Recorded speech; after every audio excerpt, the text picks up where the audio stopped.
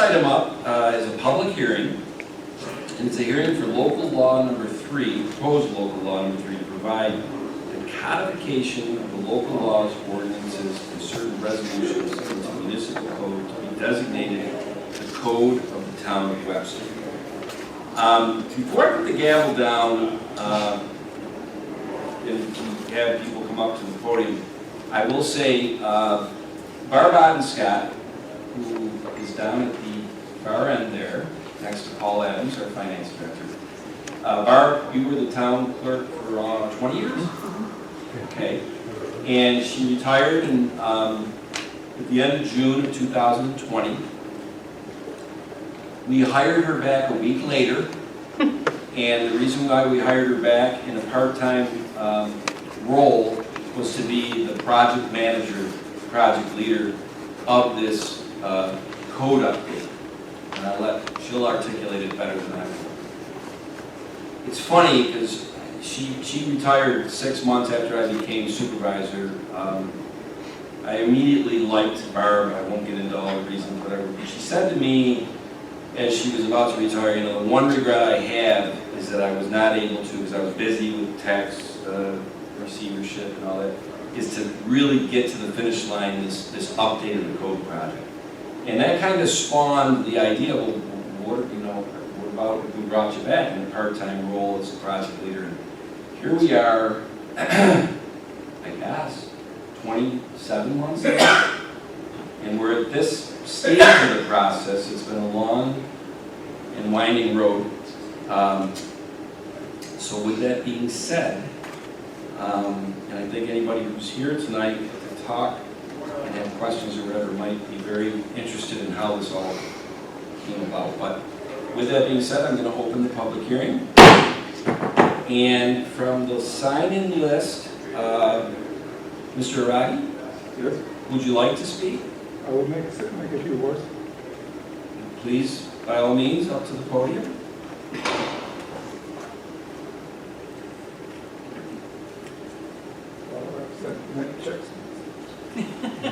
In the past? Yes. Yeah, and if you can give your name and your address, Yes. that'd be great. My name is Mehdi Aragi. I'm a 42-year resident of West Webster. I live on 906 Wood Road. And I've been to a few meetings, but I'm reasonably quiet, I guess. I don't make noise. But one of the things that I have is I have an acre of land behind my house, which is down the slope. And I've always wanted to keep it green and not develop it just because it has these old growth trees. I also have about 700 or 800-year-old oaks in my yard. So my interest in nature and open space, of course, is green space, is that we should preserve it now with the idea of having not only green space that exists also buying for land like it was before for the town, more green space. I was not happy to see the suggestion that we repeal that particular code that is that to keep the green space. So I wanted to actually say that it's better to keep it, modify it so that it's better than before, than just getting rid of it. Because if you get rid of it, then you have to work on making a substitution for it in the future, and it's not as easy to bring it in than just to modify it. That's my 2 cents worth, and I would actually like to keep my acre as forever green, forever wild. And since a lot of animals around there come and eat our grass and trees, so that's my 2 cents worth. Thank you, Mr. Wright. In a public meeting, public hearing a couple of weeks ago, we had 30 people take the podium. I don't think that's what we have tonight. We waited to answer all the questions to the end. But I get the feeling from the last couple of days, emails, phone calls I've gotten from my office, board members have gotten, there's some misconception about what is in this code cleanup when it pertains to this one article on green space. Barb, would you mind? No. Do you want me to, can I stay right here? Sure, the microphone's on. The open space chapter, the repeal was that the town did repeal in 2010. They repealed a program that the town had where if you had a large lot with a lot of acreage, you could put part of it into an open space program and your taxes would be reduced, basically because your assessment is reduced, and you would sign a contract with the town that you wouldn't develop the land. That program is still gone. The whole reason that the chapter repealed documentation about the open space program was at the request of the assessor, because there were a couple of different properties that were in the program and they decided to be removed from the program, and the town really needed that chapter in there that showed what do we do when a property decides to be removed from it. And that was taken out in 2010. Yes. So the assessor asked that we put it back in so people would understand what that procedure was. So the program is still gone. The town no longer does have that open space program. Yeah, and,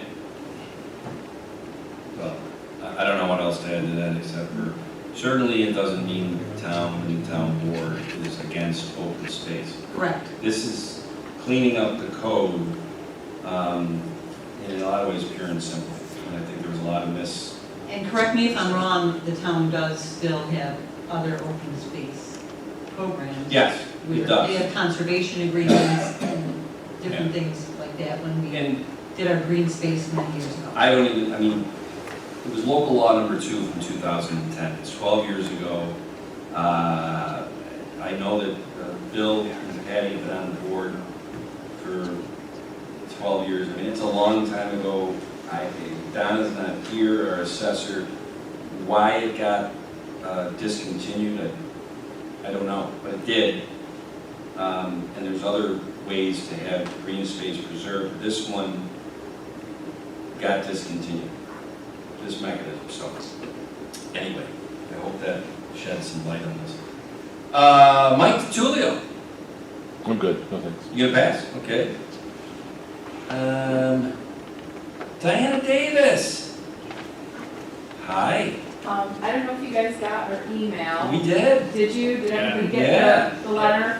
Yeah. Oh, okay. Did Put it out we extra just copy. talk about it, Barbara and I? I've got a bit more to add. Well, then jump up there, Okay. Diana. You got 5 minutes. All And you know my Diana Davis. She's gonna eat it all up.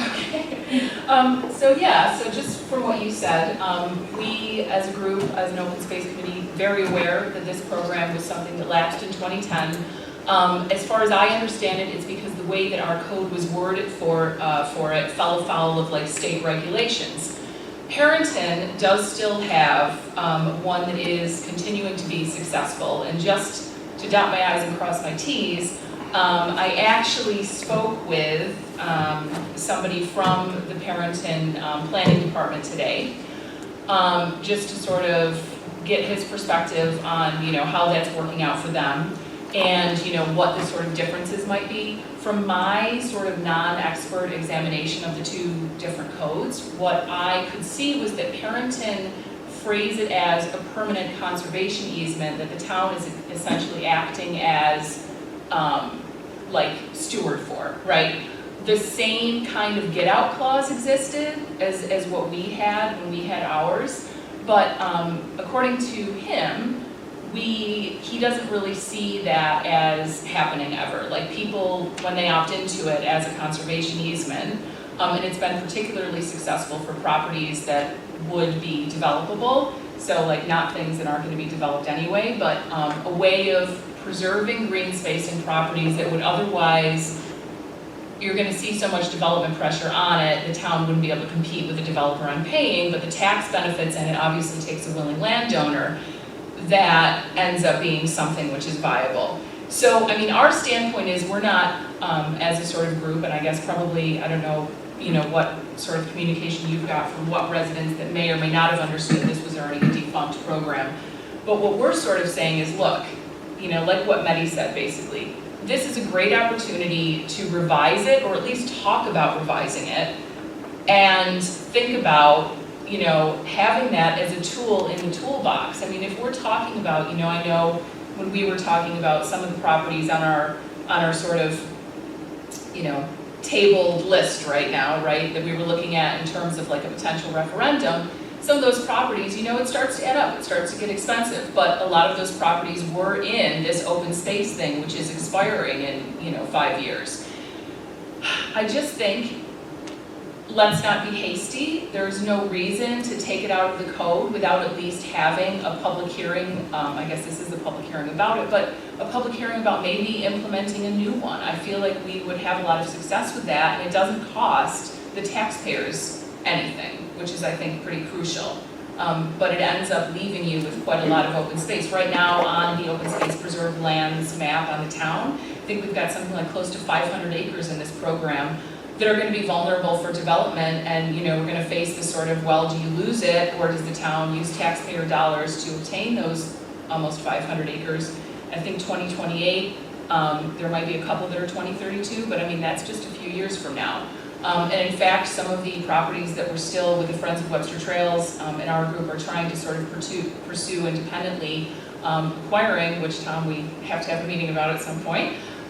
Those are in the tax thing, which are expiring. So again, it just kind of speaks to that point that this is just another tool in the toolkit. And I just think it's such a big part of an open space preservation program. And, you know, talking to the gentleman in Parrington, it's really successful for them. I just think it's something worth considering rather than just dismissing it outright as part of other defunct areas of the code. Because like Betty said, once it's gone, it's a lot harder to put back in. So that's where I'm coming from with that. You did it Okay. in 5 minutes. That was great, Diana. I'm pretty impressed with myself. You should be. All right. Do it. And Barbara, the best way I can explain this is, this was a code cleanup project, and an update project, I guess, things that hadn't gotten a general code. Yeah, the law that you're talking about, I mean, the program, has been gone since 2010. Yeah. And I just, thank you. And here's the thing, and I've tried to communicate this in different articles, emails, anybody that'll listen to me.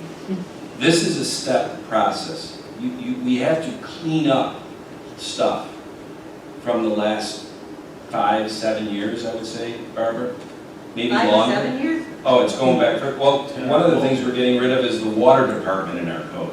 No, Anybody know when we had a water department last? No, some of them was, the chapters we removed were from 1970s. Right. I'm sorry. We talked So- about how big a sign of, like, how much is your gas? Yeah. It has nothing to do with town government. Right. So this, if you really read the 2 years and 3 months that Barbara's been working with the 15 department heads and all that, this is a cleanup, get it updated, because once we can do that, and Josh, you've already kind of dipped your toe into the pool of this, new codes, augmented codes, like setbacks and fence heights or whatever. That was kind of our maiden voyage to see, because once we get through this process, then we can start looking at things like what you're talking about, Diana. And when you talk about new codes and new for the future type stuff, I can assure you, you'll be right back at that podium, I don't know, in a few months or whatever, for the public hearing on that. Which you should be. I like the table in that little room better than the podium. Table would be nice. Coffee. Oh, the Webster Room. Now, unfortunately, we don't hold board meetings there, but thank You you. know what I mean? All right, And well, I last- said my piece. I think it is ideologically significant, that part of the code, and I'm just putting it out there, so. Yep, no, thank you, absolutely, thank you. Dave Jenkins, you signed in on this one, is this? Yeah, I one got a couple quick ideas if you don't mind. Come on up.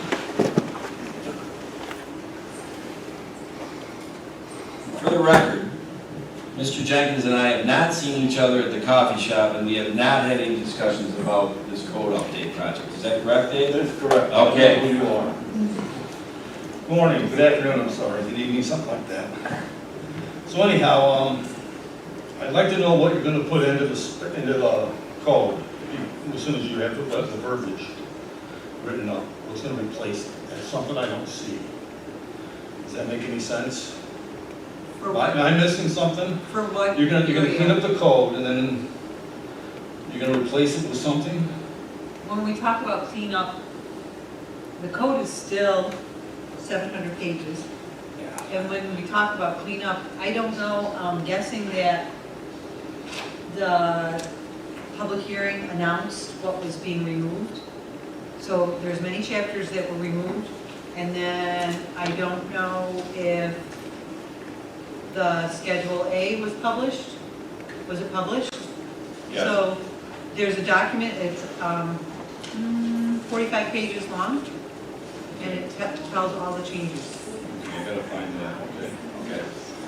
Well, anyhow, personally, I have almost an acre, and since Sandy came through, blew down some of my trees, blew down 20 trees from the neighbor's yard onto my yard. They had one in that 3/4 acre yard, and I dealt with him on how to clean it up. It was just a bunch of junk with the deer litter. Deer been there longer than I have.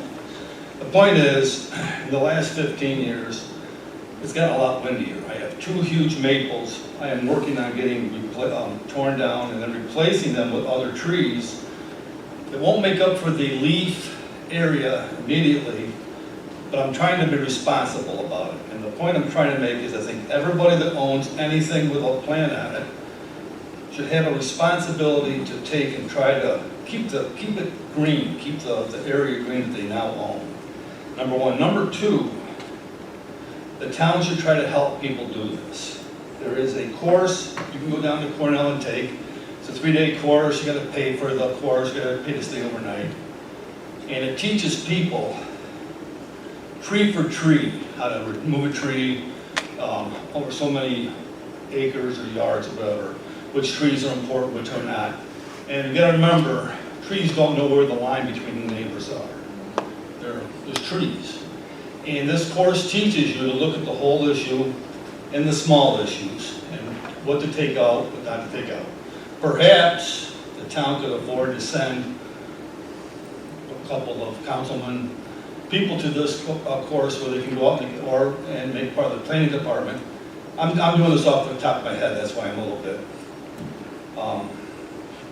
Point being is, I think we need to help people know how to go tree for tree, leaf for leaf in their own yard, and protect their yard from the wind that's happened in the last few years. Again, Sandy came through, killed me the neighbor. And didn't kill any deer, we didn't find any bodies. So, that point being is, I think the town needs to help people be responsible for the space they own. Thanks, Dave. Okay, and that was all the people who signed up to speak on the code update project. Unless anybody on the dais has anything to say, I'm going to close out the public hearing. We are not voting on this tonight. I think this is something that the earliest we can vote on this is October 27th. Do you mind if I So, schedule one? Without further ado, this, Don, we don't know how to get a hold of Schedule A. Can you tell us where to find it? okay, Dave Jenkins just asked from the crowd how to get a hold of Schedule A, the 45 pages. It is on our website, is that correct? Dolly, I don't know if you can read off, or it's on our website, yeah. It is? Town clerk's website. It was referenced in the legal notices when we did the announcement and the posting of this public hearing. Am I right in assuming, did Ms. Davis leave? I'm right here, sorry. Did you find that 45 pages? I did. Good for you. You have to go under the documents, so it's like Yeah, meeting documents, it's not on the actual. Could you go to the podium, Right. because people And- can't understand yes, thank you. what you're Thank you, saying. Ben. You want to explain it? Town website, main page, top blue tab that's marked public hearings, you will find all the documents for all the public hearings tonight. Yep. Including 45 one. Thank you, Karen. Welcome. Thank you. All right, and Dolly McGuire town clerk extraordinaire left her seat and gave Mr. Jenkins an actual hard copy, paper, Site plans, and that's for the of those 45 pages. With that being said, this public hearing is, Wait. Thank you. One behind the podium, you can't. Sorry, I came in late and didn't get a chance to sign it. Is that okay? Charlie, how do I whatever. So I open it back up. Reopen. No? It's continuous. Okay, all right. Dorothy Faith, 742 High Tower Way. So I just wanted to, I'm sorry, can you say that again, your name and your address? Dorothy Faith, Dorothy Fate. 742 High Tower Way. So I just also wanted to indicate that I thought that leaving it in is a prompt to us to go back and look at this and rework it and see how we could make it work for the town of Webster. I hear often from the planning board statements about their philosophy that we can't tell people not to sell their land. They need to be able to sell their land. I believe that if people got to the point where they were, that it was a financial stretch for them, that just having that tax abatement to maintain their property as green might be incentive enough that they wouldn't have to sell their property to developers. So I think leaving it in is a prompt for us to say, yes, we need to go back and rework this program. Yeah, I get that this one isn't, was repealed. I get that. But it's a good tool. And I think we need to have a prompt to keep us on track, to have as many ways to deal with people and the need for, to continue a program like this that would help people maintain their open and green space. Thanks. Thank you, Dorothy. I now have, I'm a little nervous. You're okay. Is there anybody else behind the infamous beam? This public hearing is now closed. Yeah. That is at 7:58.